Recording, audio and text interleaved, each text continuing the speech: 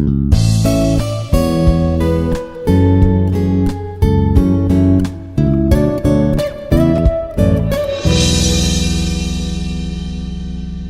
this is Dr. Kavita Singh, Associate Professor in Department of Civil Engineering in Institute of Aeronautical Engineering.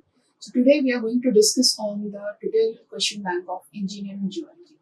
So if you remember, we have already discussed in the previous lectures about few questions. Now in the continuation we are going to discuss few more long questions which are supposed to come in the exam and how the students are supposed to write in the exam. So that we'll be discussing today. So let us start this lecture on the tutorial question bank of Engineering Geology. So in this we have few questions. We'll be discussing how to write and what to write and what are the steps to write this type of questions.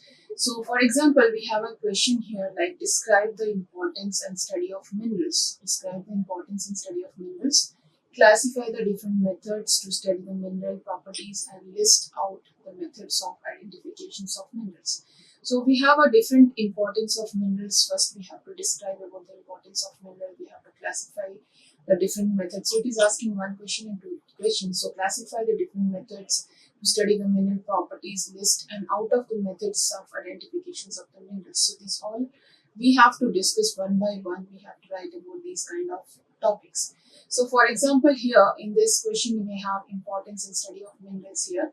So importance and study of minerals here. So about this, if you want to write, student has to write about the minerals are naturally occurring inorganic substances with a definite chemical compositions with a crystalline structure, and they are the natural occurring substance basically which has a definite chemical and composition of crystalline structure, and they are the basic building. They are the basic building blocks of rocks and are the vital to Earth's processes and human civilization. So they are the basic building blocks of human civilization. Vital role, it plays a vital roles and its earth processes and human civilization. The study of minerals known as a mineralogy. The minerals, whatever we study in engineering geology, it is about the mineralogy, which plays an important key role about the many scientific and the industrial fields, especially in geology, civil engineering, mining, and environmental science. Now, if you talk about the importance of mineral, if you see the question, it is asking about the different importance and their study. So we have to just discuss about the importance of the minerals. So what are the importance of the minerals? If we see, we have foundation of rocks and soil. So minerals make up the rocks that form the earth crust. Understanding mineral composition helps in identifying rock types, which is crucial in the construction, land use, and natural resource management. And it has a understanding of the composition which helps the identifying the mineral, what are the types of the mineral, and in construction, land use, and natural resource management, that it will we have to just understand which type of minerals makes up the rock of the earth crust. Now, raw material for industry, many minerals are economically, they are very economically valuable and used in the industries. Like we use metals like iron are economic mineral, and iron is a mineral which is widely used in the industry.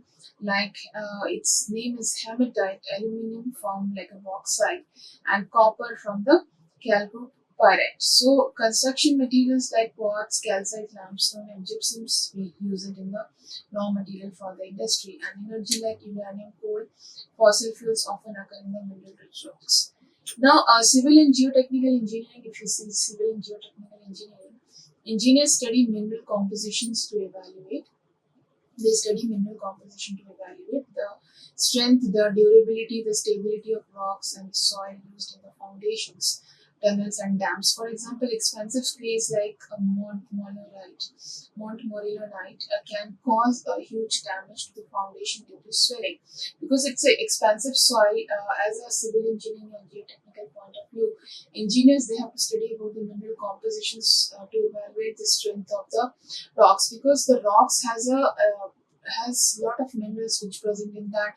Based on the type of the minerals which are present in that, it decides the durability of the rock.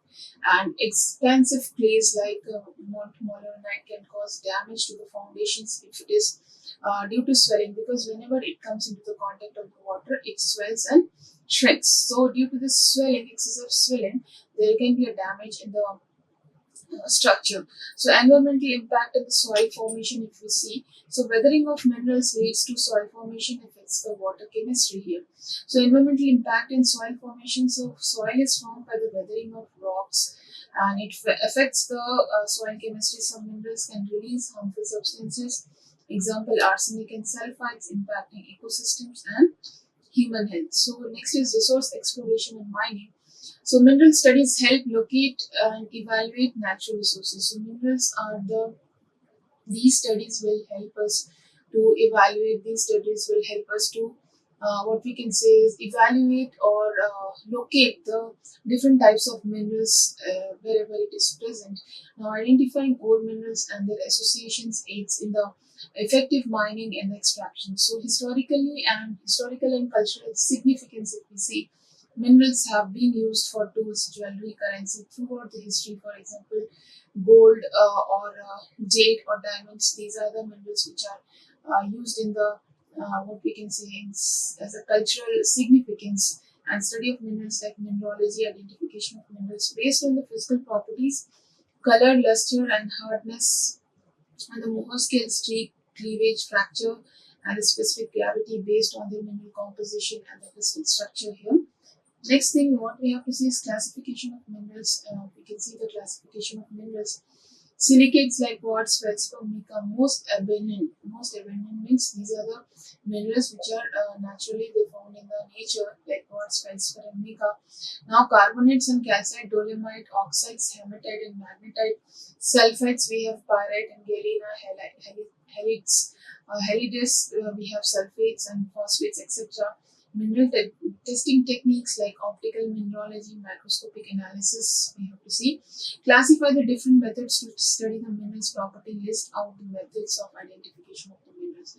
Now we have to classify the different methods. What are the different methods which we can study the mineral and the properties, and what are the different methods that we have to list out for the identification of the minerals. Now, a classification of the methods of the study of the mineral properties. Studying minerals properties involves understanding their physical, their chemical, and crystallographic characteristics, and these methods are broadly classified into the following categories.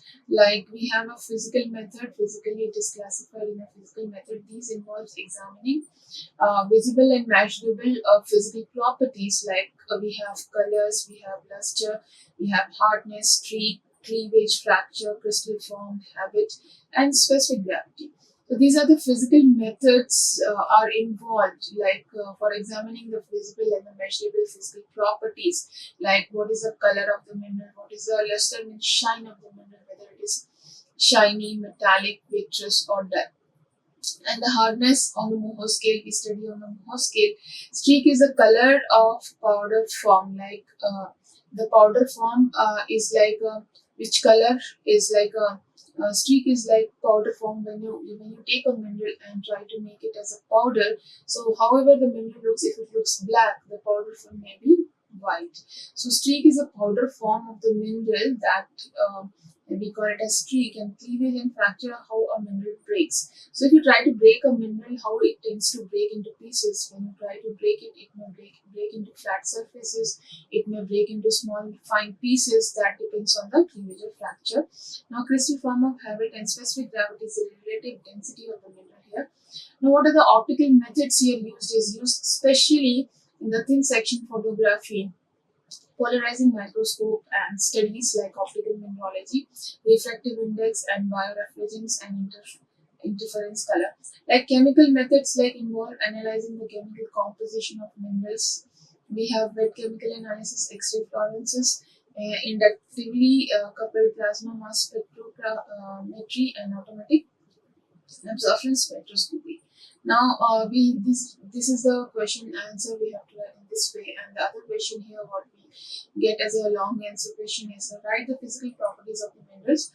So we get the minerals like asbestos, hematite, feldspar, and bauxite. These are the different minerals which are important in nature, and these kind of minerals are widely used in the industries in the various fields. So that we have to discuss about the physical properties of the minerals. If we discuss about the physical properties of the minerals, let us start with the asbestos. Asbestos is the mineral, is a group of naturally occurring silicate minerals known for their fibrous structure. So asbestos is a mineral which has a fibrous structure, which has a resistant to heat, fire and chemicals. We can see if this property, this structure has resistant to heat, it has a fire resistance, it has a chemical structure, and it exists in the several forms including cryolysotile, white asbestos, amosite, brown asbestos, and crocodolite, blue asbestos. All forms share certain physical properties that make them widely used in the construction, insulation, and industry. Though now heavily restricted due to the health hazards, because it has few health hazards, like it has a fibrous nature. That fibrous nature, it is not good for health. These can affect the lungs and the breathing problems, because it has a fibrous in nature. That's why it is restricted due to the health hazards. Like if we check the physical properties of asbestos, we have few properties like fibrous structure composed of long, thin, flexible fibers that can be woven or spun.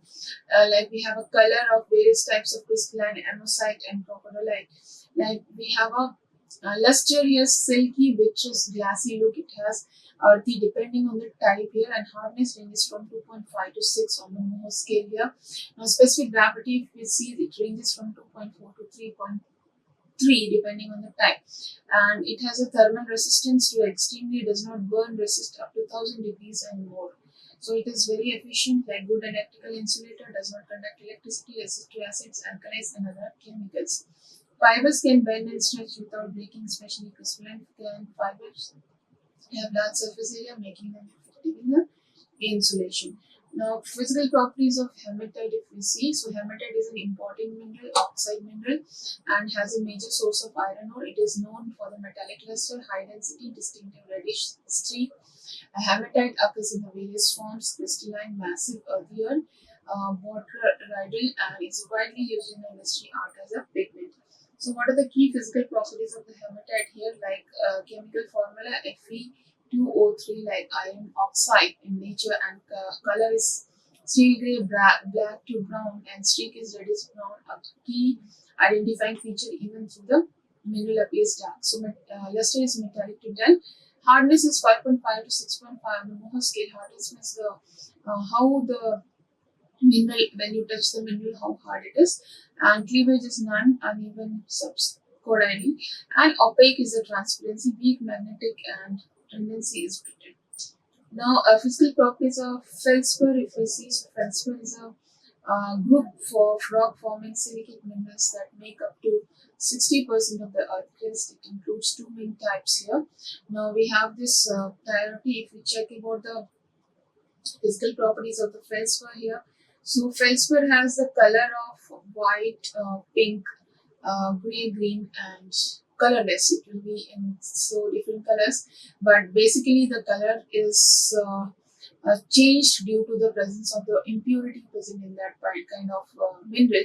So white, pink, gray, and green, and colorless it has, and but the streak is white. So if you try to make these all minerals into powder form, it will be either it will be definitely in a white color. It won't change the streak of the color. So streak is like a powder form of the mineral. If you try to powder it in a pink color feldspar also, that the streak will be white. Green color feldspar also, streak will be white, and colorless feldspar also, color will be white. So luster is vitreous and sometimes pearly clear surfaces. Hardness is 6. Specific gravity is 2.5 and 2.76. Cleavage is 2 direction 90 degrees. Fracture is uneven, conchoidal, and where cleavage is absent here. Now, crystal monoclinic and triclinic, and transparency, if you see, transparent to translucent. Twinning common, especially albite and clash Carlsbad twinning. Structure framework silicate. Physical properties of bauxite. So, bauxite is a principal ore of aluminium. It's a principal ore of aluminium and consists of mostly of hydrated aluminum oxide along with the iron oxide, silica, and titanium dioxide. So bauxite is an important mineral here, because from that bauxite we receive aluminium, which is widely used in the industry for automobiles, for aeroplanes, in aerospace industries, and its properties can vary based on the composition or origin, but the typical physical properties of bauxite are as follows. Color like white, gray, yellow, brown, reddish brown, depending on the iron content, the bauxite it will be in this color. Luster is dull to earthy and streak is white to reddish brown. If you see the hardness 1 to 3, so that means the bauxite is very soft in nature when you measure in the Mohs scale. Specific gravity is 2.3 to 2.7. Texture is earthy, clay-like, sometimes piezoelectric and pebble-like structure, and it has an uneven earthy nature and often pores due to the weathering process. So this is like whenever this bauxite we use it for the industry, this bauxite is always soft in nature, and we receive aluminum, which is widely used in the various industrial field like aerospace industry and automobile industry. So this is the physical property of the bauxite we differentiate, or we just define it like this.